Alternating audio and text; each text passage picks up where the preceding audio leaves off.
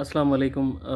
मेरे प्यारे पाकिस्तानियों, मैं भी एक पाकिस्तानी हूँ और आप उन तमाम मज़दूरों जैसा एक मज़दूर हूँ जो अपने घर से बाहर अपने बच्चों के लिए रोज़ी रोटी करने के लिए निकला हुआ हूँ।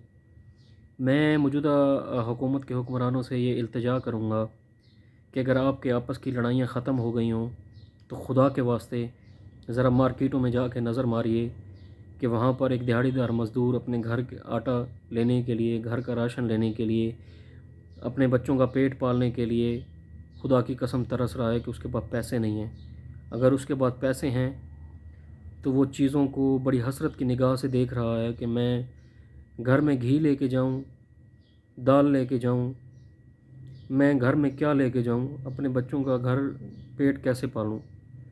देखिए, मैं जो है ना ये कह रहा हूँ कि मैं अपने घर का सर्कट चला सकता हूँ, मेरे हालात कुछ ऐसे हैं कि मैं अपने घर को चला सकता हूँ, मगर मुझे खुदा की कसम उन लोगों पे तरस आता है जो लोग दिहाड़ीदार मज़दूर हैं। जनाब, आपकी अगर आपस की लड़ाइयाँ ख़त्म हो गई हों तो कुछ खौफ है खुदा करें। आप सब ने इस दुनिया को छोड़ के चले जाना है एक ना एक दिन। थोड़ा सा मार्केट पे नज़र मार लीजिए, थोड़ा सा मार्केटों के रेटों पे नज़र मार लीजिए। आपको कोई परवाह नहीं है क्योंकि आप इक़्तिदार के तख्ते पर बैठे हैं और आपके घर में चूल्हा भी चल रहा है और आपके घर में 7 रंग के खाने भी पक रहे होंगे। और मैं दुआ गो हूँ कि अल्लाह करे कि ये आपकी बादशाही यूँ ही कायम रहे। मगर जनाब, मैं इतनी इल्तिजा करूँगा, आप इमरान खान की हुकूमत से आने से पहले, मुझे इख्तलाफ नहीं है किसी से भी, मुझे किसी से कोई इख्तलाफ नहीं है। गरीब को किसी भी हुक्मरान के इक़्तिदार से नहीं होती। खुदा की कसम, गरीब को सिर्फ़ होती है उसकी रोटी और रोज़ी से, उसका घर चलता रहे, उसके बच्चे 2 टाइम की रोटी खाते रहें, उनका पेट भरता रहे। जनाब, जब इस तरह के हालात चलेंगे तो आपका क्या ख़्याल है कि गरीब अपने घर का सर्कट पूरा करने के लिए क्या करेगा? फिर जनाब ये होगी कि वारदातें होंगी, चोरियां होंगी, चिकारियां होंगी। ये मुल्क की मुआशी हालत जो ख़राब हो रही है और दिन ब दिन ख़राब होती जा रही है।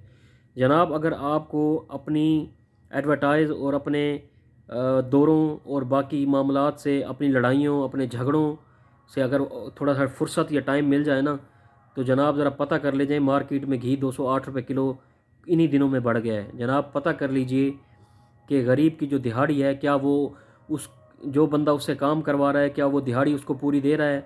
जनाब, पता कर लीजिए कि ट्रैवलिंग करके एक मज़दूर अपने बच्चों की रोज़ी रोटी करने के लिए जिस शहर जा रहा है, क्या बसों के किराए वहाँ पर मुनासिब हैं? क्या वहाँ पे कोई एसी डीसी की तरफ से किराए नस्ब किए गए हैं? जनाब, पता कर लीजिए आपके यूटिलिटी स्टोर, जहाँ आपने लोगों को रिलीफ़ देना था, जहाँ पर आपको गरीब को रिलीफ़ देना था, वहाँ पता कर लीजिए कि जो रेट हैं, अशिया खुर्द व नोश के रेट हैं, क्या वो पूरे हैं? जनाब, खुदा के वास्ते पता कर लीजिए।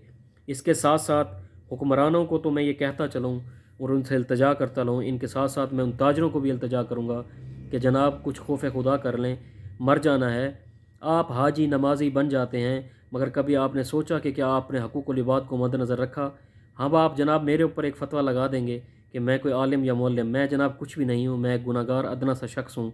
मगर कोशिश करता हूँ कि परवरदिगार की मखलूक को जितना फ़ायदा मुझसे पहुँच सके मैं पहुँचाऊँ।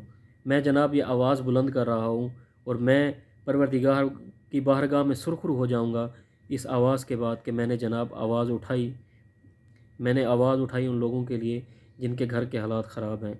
जनाब, मेरी ये इल्तिजा है, मेरी ये हाथ जोड़ के इल्तिजा है, खुदा के वास्ते, खुदा के वास्ते आपने एक दिन खुदा की तरफ लौट के जाना है। देखें, आपसे आए हुक्मरान चले गए।